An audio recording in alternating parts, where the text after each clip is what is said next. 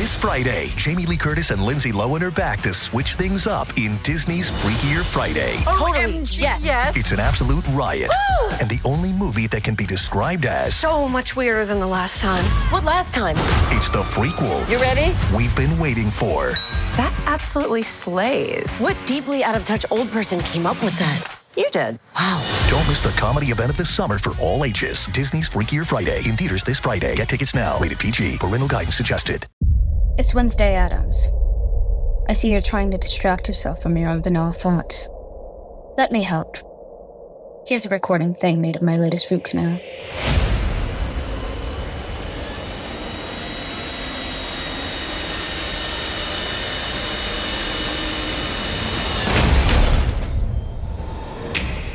Wednesday, Season 2, begins August 6th, only on Netflix. Hey, listen to this. All I needed was a new starter. Got a great deal on eBay. Did it myself. Yeah, that's cool. But how about the soft purr of an upgraded exhaust when it fits just right? For me, it's the little things, like these new windshield wipers from eBay I installed. From small fixes to big upgrades, eBay has all the parts you need at prices you'll love. Guaranteed to fit every time. eBay. Things people love. Eligible items only. Exclusions apply. Pie in the Sky Media. This series contains adult language and descriptions of graphic violence throughout. Listener discretion is advised. Welcome back to Criminal Mischief with Carolyn and Brandon. You're listening to episode 79, Mystery on Tenino Drive West.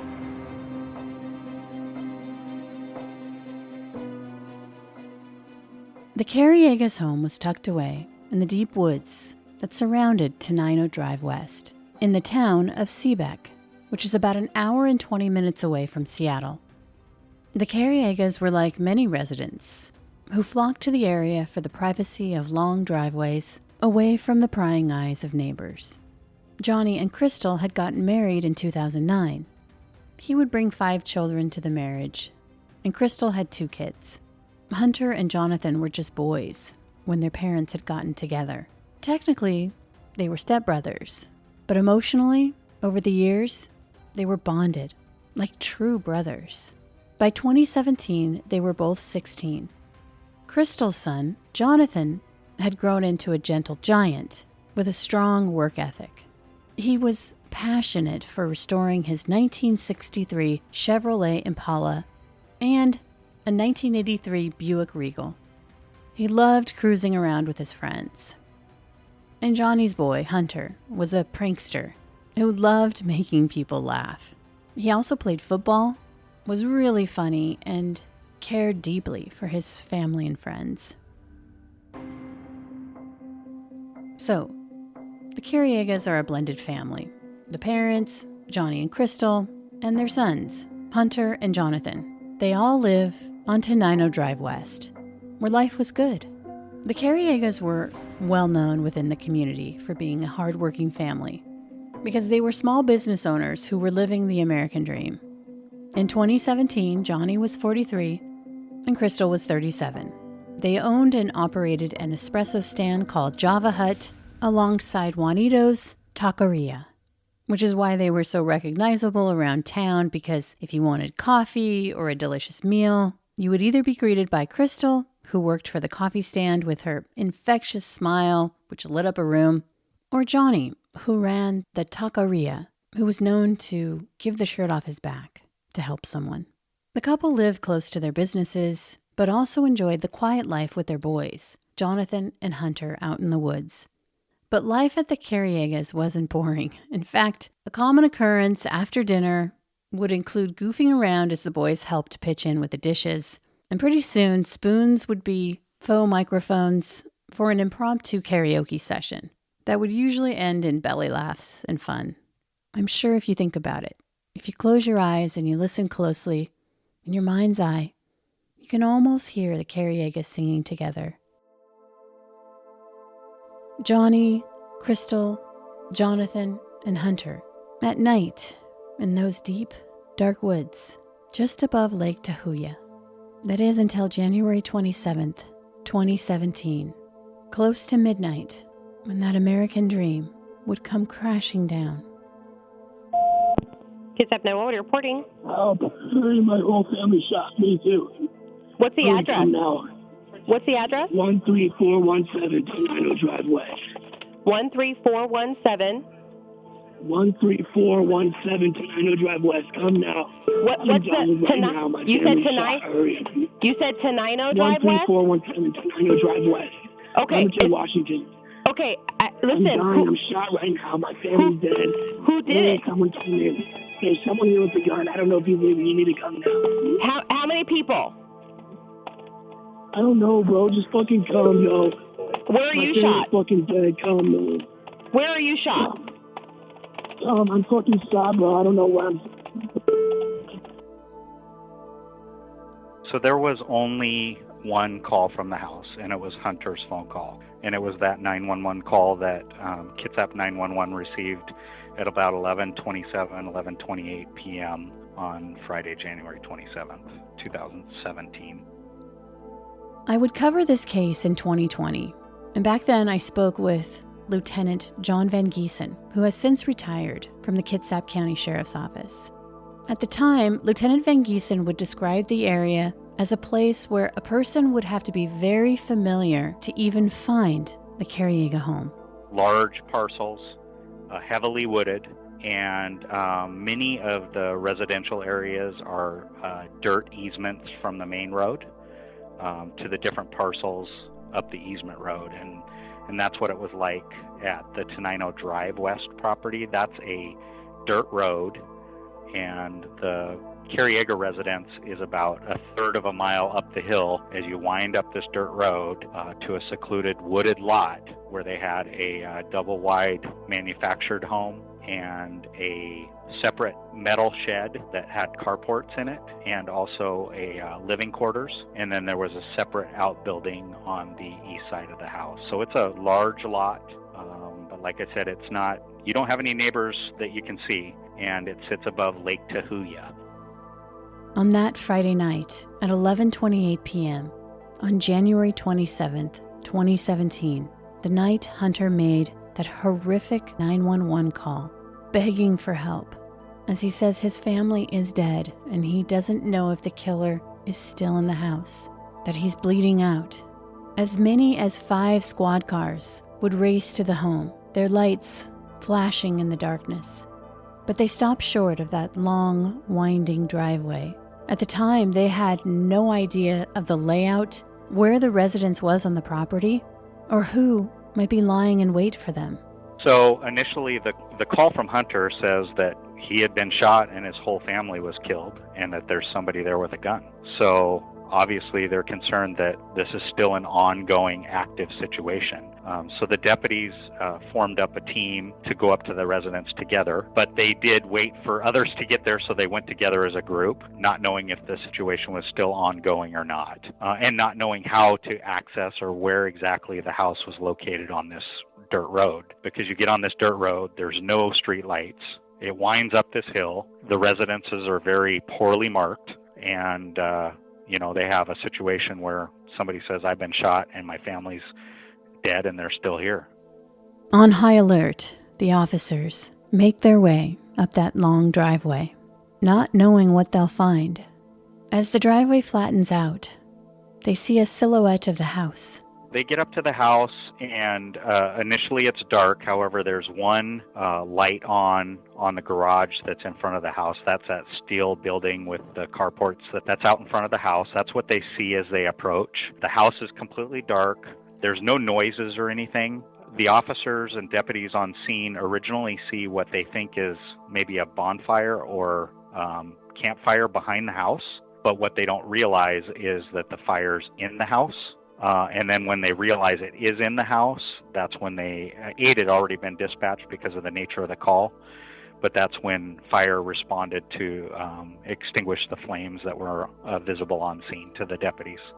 Firefighters battle the blaze raging inside the Carriega home. Once the smoke clears, investigators are horrified by the tragic scene. Because as you know, we may get prank calls or false reports of things that aren't happening, and in this case it was far from that. It was exactly what was happening. Initially, detectives didn't know how many people were in the house, and it took several hours for us to identify that Hunter was one of the deceased in the home, Crystal was one of the deceased in the home, and Jonathan, Hunter's kind of brother, half-brother, not really half-brother, but they grew up together, had different mom and dad, but they were like brothers. 37-year-old Crystal was found lying on the living room floor. She'd been shot twice. The first bullet had skipped off of her jaw and was not recovered. The fatal shot was to the head. Her son, 16-year-old Jonathan, was found in his underwear, slumped on the floor in the hallway in a sitting position. The evidence suggested that Jonathan had been in bed when he'd heard the shots. He jumped up, opened his bedroom door, and stepped into the hallway, headed in the direction of the living room when he was shot in the forehead. The force knocked him into the wall, and he slid to the floor. The police would find the body of 16-year-old Hunter in the living room underneath debris that had fallen from the ceiling during the fire. CSI would determine that Hunter had not been home when his stepmother and brother had been murdered, that he'd arrived a couple hours later, going through the back door, carrying a pizza. It's believed that he had surprised the killers. A recreation of the scene, based on the evidence, would reveal that the shooter had been hidden near the master bedroom, where Hunter would not have been able to easily see them, that the killer aimed at Hunter and pulled the trigger, but missed. They knew this because a bullet had gone through the entryway hall and into Jonathan's room, where it had lodged into a pillow on his bed. After the first shot, Hunter was then shot twice and left for dead. But he was still alive, and that's when he managed to take out his cell phone and dial 911 at 11:28, begging for help, ominously saying that they needed to hurry, that he didn't know if the killer was still inside the house. Then the line went dead. Investigators believed, based on the evidence, that Hunter's cell phone had been taken from his hand or he dropped it, that the killer had placed a pillow at the back of his head and pulled the trigger for the third time, a fatal shot. After Hunter's murder, diesel fuel had been poured throughout the house, which told a story to fire investigators, that there were two very distinct pour patterns, which led detectives to believe that there'd been at least two people at the scene, because one had poured diesel fuel in Hunter's bedroom at one end of the house, and this pour was very haphazard and splashed. On the other end of the house, in Crystal and Johnny's room, the pour had been neat and deliberate, that two different people had poured diesel at the opposite ends of the home and then met in the living room. Fire starter logs had been found in Hunter's room and also in Johnny and Crystal's bedroom. It was determined that two large rocks had been thrown from outside of the house into their bedrooms, presumably to allow air to help feed the flames. Family members would say that neither the accelerant or the fire starter logs had come from the Carriega home. Inside Johnny and Crystal's room, $40,000 would be found untouched in a locked safe, and another $7,000 was recovered from their dresser. A male dog was found deceased under the bed in Crystal and Johnny's room, a location he was known to flee when he was frightened. But Crystal's pregnant dog had been found elsewhere. She was locked inside the living quarters of the detached garage, which was across from the house. Family members would say this was out of the ordinary because Crystal was very protective of the dog, who always followed her around and wouldn't have been in the garage like that. During Hunter's 911 call, he'd said that his whole family was dead, but as investigators searched the Carriega's home and outbuildings, they wondered, where was Johnny? With us establishing that John Carriega lived at the house and that a truck was missing, we initially didn't know if he was another victim or if he was responsible for the deaths of the family.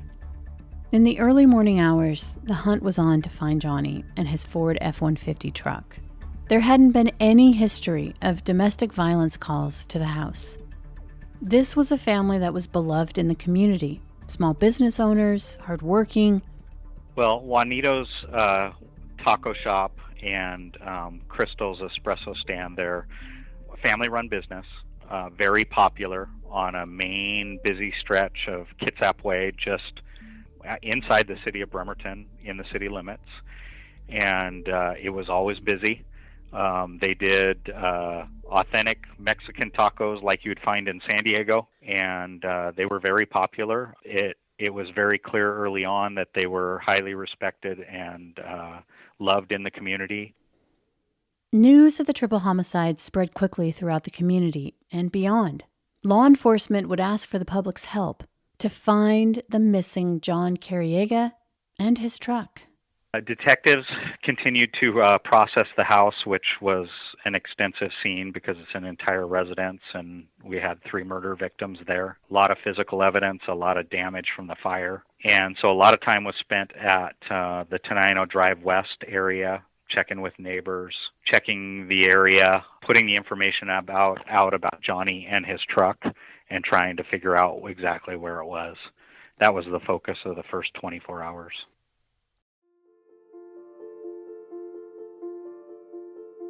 On Sunday, 2 days after the murders, and 12 miles away from the Carriega's home, a man was driving past a gated tree farm. He was the caretaker of the property, and he noticed that the locked gate to the entrance had been rammed down.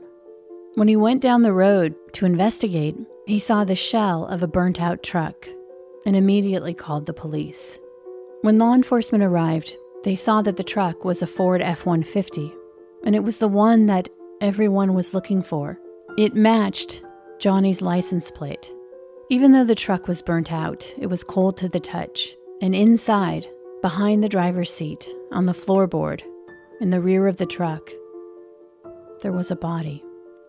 The remains were so badly burned that it would be impossible to make a positive identification at the scene. During autopsy, the body would be identified as John Carriega. He'd been shot execution style behind the back of his left ear in a downward trajectory. The employee who found the truck would tell police that he'd walked that property on Saturday at around 1 p.m., and John's truck hadn't been there.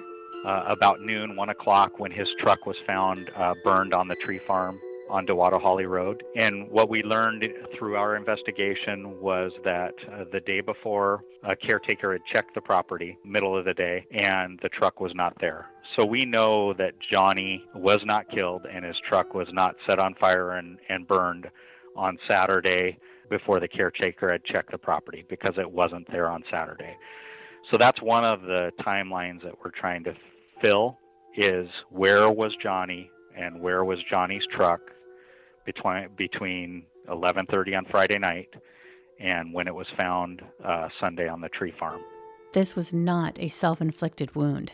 Johnny was not a perpetrator of the murders. He was a victim. But things weren't adding up. I mean, burglary didn't seem to be the motivation because there'd been almost $50,000 left behind at the Carriega home. What could possibly be the motive for murdering 2 16-year-old boys and their parents? And why had Johnny been taken from his home to the tree farm? And where had he been since Friday night, if the truck hadn't been at the farm on Saturday afternoon? In the days following the murders, investigators would speak to family and friends as they put together a victimology on the Carriega family. Pretty quickly, investigators identified Johnny as the intended target. Although in public, they wouldn't say what the motive was for the crime, saying that Johnny was a law-abiding family man. But behind the scenes, investigators were learning that Johnny had secrets. The family businesses were successful, and Johnny did legally grow weed at his place, marijuana that had been left untouched by the killers. Court records say that more than $50,000 was found in a safe under the master bedroom bed, and that $7,000 was found in a bank bag at a dresser, and then 33 mature marijuana plants were found in a garage with 10 grow lights. So that's a lot of cash on hand for, even though it was very busy, for a small mom-pop business, it sounds like. Well, you're right that a small business of that size wouldn't support that kind of income unless you're keeping your money over a long period of time. And also the size of the marijuana grow that was found on the property wouldn't support that unless you're storing your money over a large period of time. So exactly what role that $50,000 and that $7,000 plays is still to be determined. But it's definitely one of the things that we are looking at. About a year before his murder, Johnny had begun supplementing his income by selling cocaine. He grew up in California, where he had a drug connection, and every other month, he would drive to California and come back with 1 or 2 kilos. Johnny didn't involve his family in his criminal activities. He didn't sell drugs at home, but he made it clear to his family that if anything ever happened to him, that they'd be taken care of, because he kept a large amount of money hidden under his house for safekeeping. And after the murders, John's attorney would confirm to police that he told him that he'd stashed $200,000 on his property, but not inside his home. Detectives would put together a timeline of the family's activities that Friday night. John and Crystal had been entertaining 2 friends and a couple of family members at their home. In the early evening, Hunter was hanging out at a friend's house, and Jonathan was working a shift at the taco shop. Friends would say that John had been happy-go-lucky all night long, but that would change after he received a phone call. His friend would overhear bits of it, John saying, "That's bullshit, I wouldn't do that, and I'll talk to him." It was an intense exchange, and not long after this call, Jonathan had come home from work after closing the shop. Visiting family members would leave the Carriega home sometime around 8:30-ish, and by this time, Johnny's friend had noticed that his mood had radically changed. He seemed worried, sitting quietly in his chair. Then, at around 9 p.m., he stood abruptly and said he had to go and meet someone, but that he'd be back shortly. Investigators found out that when Johnny left his home that night, he had driven several miles away to the Camp Union convenience store. Video footage would show him pulling up in his truck at 9:09 p.m. Then he went inside, where he was recorded buying cigarettes. Outside the store, at 9:11, a car pulls into the Camp Union lot and parks. When John exits the store, the same car would move to a different parking stall closer to the main road, which made it really hard to determine the make and model of the car. And you can forget the license plates or who was inside the vehicle. John gets into his truck and drives next to the car. He parks for a few minutes, and then, at around 9:16, he drives away in the direction of his home. Afterwards, that same car is seen following him. Back at the Carriega residence, John's friends had stuck around, and when they see headlights coming up the drive, Crystal says, "Johnny's back." But Johnny didn't come inside the house. And shortly after, the 2 friends say they have to head out. But Crystal says, hey, come with her outside and say goodbye to Johnny, who's probably in the garage, which is directly across from the house. One of the friends, Tim, would go inside the garage, and he hears 3 men talking with raised voices. It's a large garage that has separate living quarters, and he wasn't able to see anyone, and he couldn't make out what the men were saying. Tim thought that the voices were coming from the back of the garage area, and as he's craning to hear, he accidentally makes a noise, and instantly the talking stops. It was quiet. Then Tim calls out for John several times, but there's no response. So he walks out of the garage, telling Crystal, who's waiting outside, that he couldn't find John. Then he gets into his vehicle with the other friend, and they left. But as they were leaving, Tim would see Crystal walking into the garage, as if she were going to look for John. And that was the last time that Tim saw Crystal alive. Heather is a nurse practitioner from United Healthcare. We meet patients wherever they live. During a house call, she found Jack had an issue. Jack's blood pressure was dangerously high. It was 217 over 110. So they got Jack to the hospital and got him the help he needed. He had had a stent placed in his heart, preventing a massive heart attack. If it wasn't for my guardian angel, I wouldn't be here. Hear more stories like Jack's at UnitedHealthcare.com. Benefits, features, and/or devices vary by plan, area, limitation, and exclusions apply. This episode is brought to you by Progressive Insurance. Do you ever find yourself playing the budgeting game? Well, with the Name Your Price tool from Progressive, you can find options that fit your budget and potentially lower your bills. Try it at Progressive.com. Progressive Casualty Insurance Company and Affiliates. Price and coverage match limited by state law. Not available in all states. Mic check. 1, 2.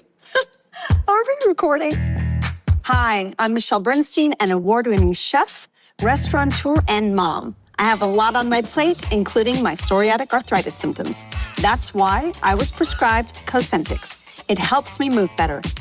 Cosentyx secukinumab is prescribed for people 2 years of age and older with active psoriatic arthritis. Don't use if you're allergic to Cosentyx. Before starting, get checked for tuberculosis. An increased risk of infections and lowered ability to fight them may occur, like tuberculosis or other serious bacterial, fungal, or viral infections. Some were fatal. Tell your doctor if you have an infection or symptoms like fevers, sweats, chills, muscle aches, or cough, had a vaccine or plan to, or if inflammatory bowel disease symptoms develop or worsen. Serious allergic reactions and severe eczema-like skin reactions may occur. Learn more at 1-844-COSENTYX or Cosentyx.com. Ask your rheumatologist about Cosentyx.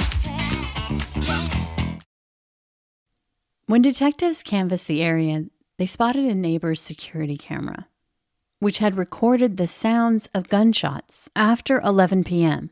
And then, 2 minutes later, a vehicle leaving the area after the last gunshot. Investigators believed that that was around the time that Hunter got home with the pizza. Detectives would also speak with a neighbor named David, who was a self-described busybody. David had lived on his property for 50 years, and he says that on that Friday night, after 9:30, he thought he heard gunshots. Remember, this is earlier in the evening, before Hunter returned home with the pizza after 11. David had gone outside to check things out, and that's when he saw John's truck speeding down Tenino Drive West recklessly. Only it wasn't Johnny behind the wheel. It was another man. Someone he knew, Danny Kelly. David knew Danny Kelly because his family had owned the property before the Carriegas. Danny had grown up there, but his family had fallen on hard times, and they were forced to sell the place before it went into foreclosure. So Danny's father had sold the property to John Carriega's mother, who then gifted it to him. Investigators would learn that this was something that Danny Kelly had never gotten over. Even so, at one time, Danny had been really close with John Carriega. In fact, Danny Kelly had been the best man at Johnny's first wedding, and he'd been at John's house often, even sold weed for him. However, that had all changed about 10 years before the murders. Danny and John had had a falling out over money, and they became enemies, even telling friends that they hated each other. And David, that neighbor, told police something else, that he'd seen a silver car following Danny that night when he was driving John's truck. And that silver car had been so close to the truck, it was like bumper to bumper as they flew down the driveway. Investigators believe that that car was the same one that had appeared to follow Johnny home that night after he'd spoken to whoever it was in that vehicle for a few minutes just after he'd bought the cigarettes at the convenience store. Parks in front of the store, nose in, just outside the front door, and goes inside and makes a purchase. Another vehicle, a passenger vehicle, pulls into the Camp Union grocery, pulls along what would be the east side of the building, and parks in a stall. Nobody gets out of the car. A few minutes later, that car pulls forward into the front of the Camp Union store and pulls nose in the front of the store, basically to the east of the main door. And then as Johnny comes out of the store, he backs up and pulls up next to the car that had parked in the front of the store. We can't see, because of the quality of the video, exactly what happens during that contact. And so Johnny's truck leaves eastbound, and then the car that he was door-to-door with pulls out onto Holly Road, also eastbound. This video footage from the convenience store was the last time that Johnny would be seen alive. We're just trying to, fill in the gaps, like that timeline where Johnny and his truck were missing. Where were they? What happened during that time? Somebody saw something. We just haven't heard from those people about what they saw, or they don't understand the significance. So there have been dozens of people that have come forward with valuable information to help in this investigation, and that's what keeps the investigators motivated. But there are people that, saw stuff leading up to this, know things that were leading up to this, saw or knew what happened to Johnny and his truck. And we believe there's people involved that didn't necessarily know what they were getting into or what they were participating in, and how their insignificant role is very significant in covering up a major homicide. So those are the people that need to hear the message that it's their time to come forward, because they don't want to get wrapped up in being responsible for killing a family of 4 when they may have only played a small role in something they thought was insignificant, and then it comes back that it's a really significant action related to covering up the homicides of 4 people. So the neighbor identifies Danny Kelly as the person he believes was driving Johnny's truck, but the sheriff's office were being inundated with tips about Danny Kelly.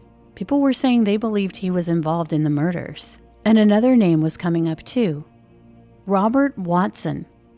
Associates of both Robert and Danny would provide information to the police in the days and months following the homicides. Danny Kelly lived in a condo several hundred yards away from the taco shop that John owned. Danny had been working toward membership in the Bremerton chapter of the Bandidos Motorcycle Club, which also held weekly meetings at the Garage Bar and Grill, which was just across the street from Johnny's business. The Bandidos Motorcycle Club is one of the largest outlaw motorcycle gangs in the United States, who are known for narcotics distribution, crimes of violence, and have a fierce dislike of the police. Bandidos Motorcycle Club are a 1%er club, an outlaw motorcycle gang, and they are international. They have national affiliation and then also chapters in smaller groups in different communities. The term 1%er came about after the American Motorcyclists Association said that they believe that 99% of motorcyclists were law-abiding citizens and 1% were outlaws. Thus, a 1% patch is worn like a badge on clubs identifying as outlaws. According to court documents related to the investigation, a person who wants to join the Bandidos Motorcycle Club is called a hangaround, which is the lowest of the low in the club. Danny Kelly had been a hangaround for quite a while. Hangarounds are expected to go to club events and wear Bandido merch, but they're not members. There's a pecking order. A hangaround can be promoted to a prospect if they are sponsored or vouched by a full patch member who has known the prospect for at least 5 years. The prospect can eventually become a full patch member after a probationary period. But Danny, as a hangaround, he was expected to fulfill any requests from a full patch member, and he was really good friends with Robert Watson, who held that status. Robert had become connected to Johnny Carriega through his drug dealing. Apparently, a former employee of Johnny's named Damon, who worked at the taco shop and also helped Johnny sell his cocaine, sold to Robert, a full patch member of the Bandidos Motorcycle Club. Before the murders, Damon and Johnny had a falling out, and he told Robert that he wouldn't be able to sell him cocaine anymore because of this beef with Johnny. The day after Robert had learned that Damon would no longer supply him with cocaine, Robert and Johnny Carriega started talking. Robert knew about John's process, how he drove to California to pick up 1 or 2 kilos of cocaine, and then he would come back to Washington to sell it. Investigators would learn that 12 days before the murders, Danny Kelly had purchased a burner phone for Robert. Security footage from a local Target showed Danny Kelly going inside the store and buying the phone. Police believe that Robert, as a full-fledged member of the Banditos, told his close friend Danny Kelly, who was a low-level hangaround, yearning to be a full-fledged member. So Robert asked Danny to buy, activate, and deliver that burner phone to Robert for him to use.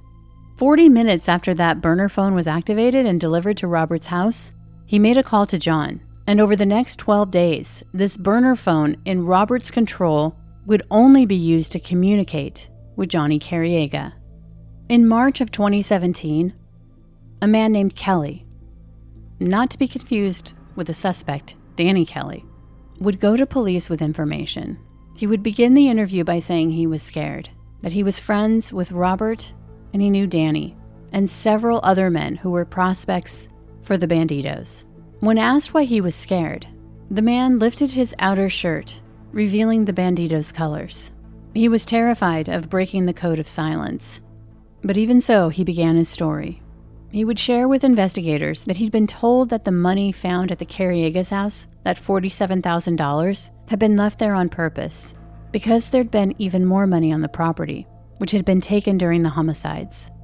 Kelly also stated that the children had been witnesses, and not the targets. He was shaking with fear when he told them that Robert Watson was an egomaniac, and that if people didn't talk to him the way that he wanted to be talked to, that there'd be trouble. How Robert was a money man and into cocaine. Kelly would also explain that Robert and Danny knew that John had recently returned home from a trip to California in early January with 2 kilos of cocaine.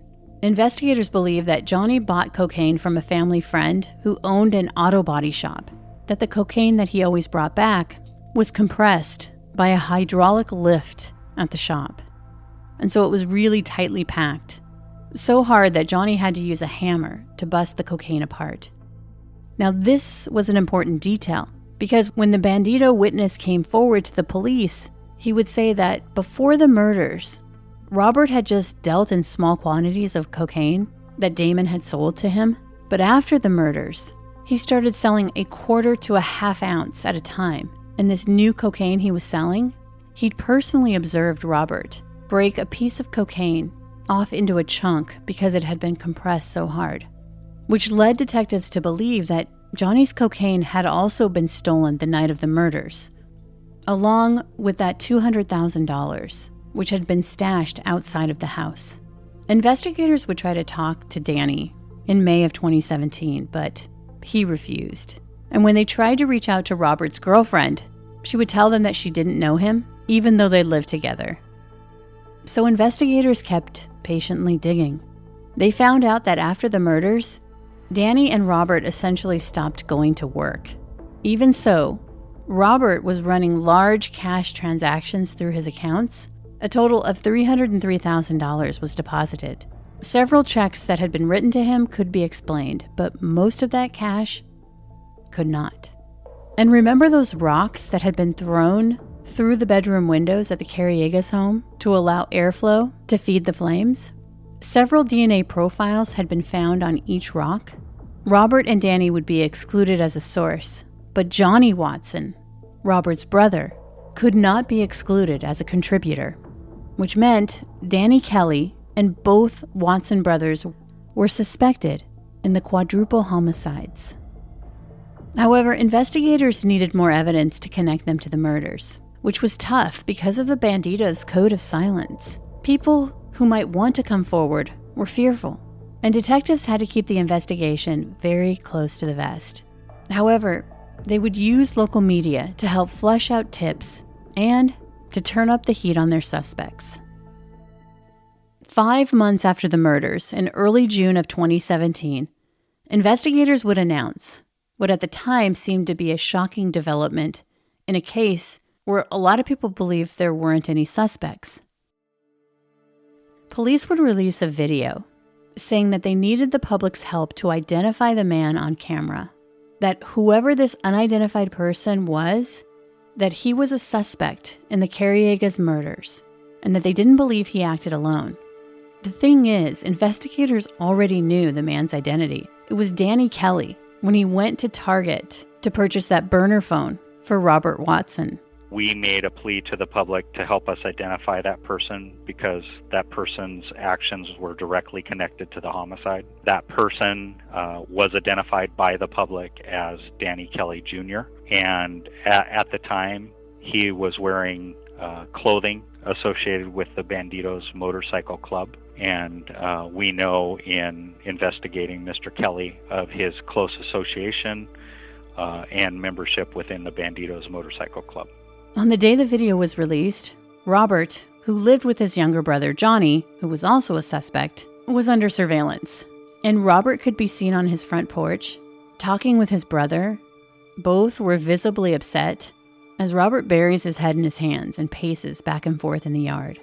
But after the video is released and tons of tips come in, no one is arrested. On the 1-year anniversary of the murders, the sheriff's office would release Hunter's heartbreaking 911 call to the public, and also the video of Johnny at the convenience store and the footage of that silver car that he met in the parking lot. Police needed help in identifying who the car belonged to, even though it was grainy footage.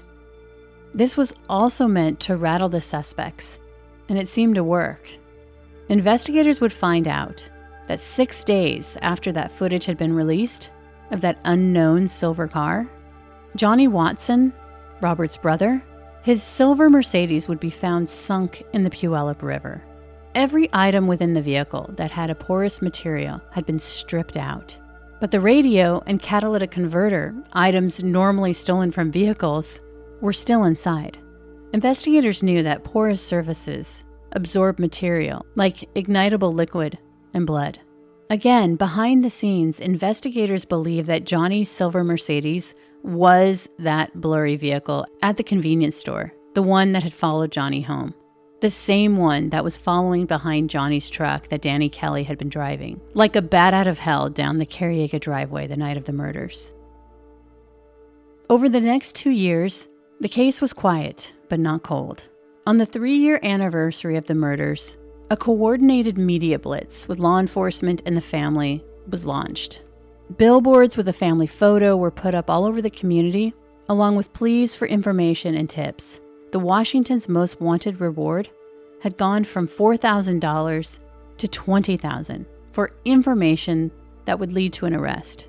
And in a press conference, the sheriff's detectives, in conjunction with FBI special agents, they wouldn't reveal a motive for the murders, but they publicly announced that they believed members and associates of the Banditos Motorcycle Club were directly involved in the homicides.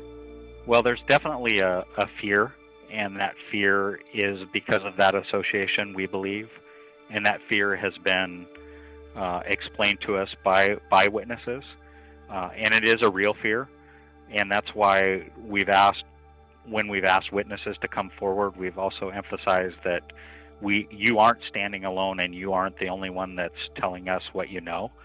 But we need to set this fear aside and hold these people responsible.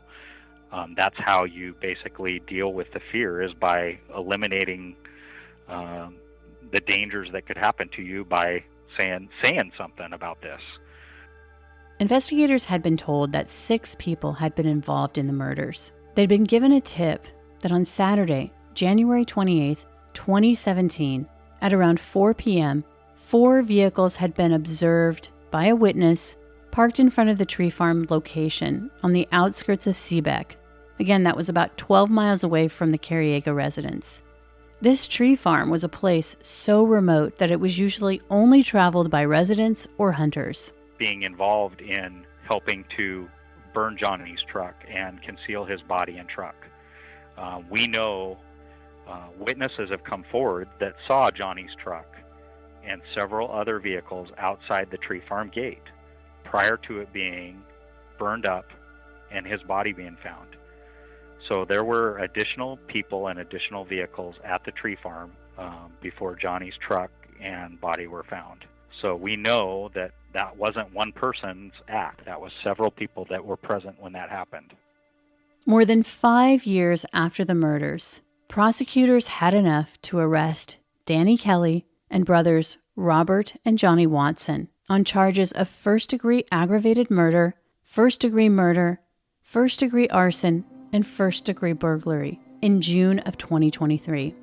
The men were held on $20 million bail. All three pled not guilty to the charges. The trials of Danny Kelly and brothers Robert and Johnny Watson began in November of 2023.